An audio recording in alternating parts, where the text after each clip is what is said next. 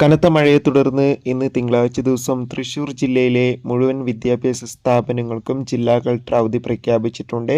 നാളെ മഴയുടെ ശക്തി കൂടും. നാളെ ഏതൊക്കെ ജില്ലയിൽ വിദ്യാഭ്യാസ സ്ഥാപനങ്ങൾക്ക് അവധി സാധ്യത, അതിൻ്റെ അപ്ഡേഷനാണ് നമ്മൾ നോക്കാൻ പോകുന്നത്. വീഡിയോയിൽ മുൻപ് വീഡിയോ ലൈക്ക് ചെയ്യുക, ചാനൽ സബ്സ്ക്രൈബ് ചെയ്യാൻ വേണ്ടി ശ്രമിക്കുക.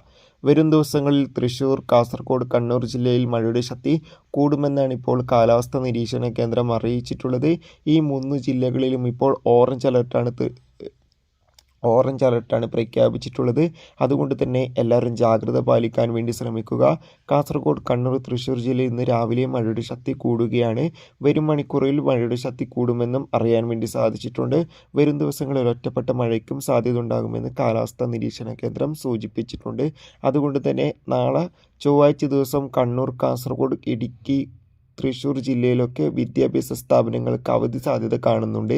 ഇനി അവധി വല്ലതും പ്രഖ്യാപിച്ചാൽ ആ അപ്ഡേഷൻ നിങ്ങളിലേക്ക് നമ്മൾ എത്തിക്കുന്നതായിരിക്കും. ബൈ.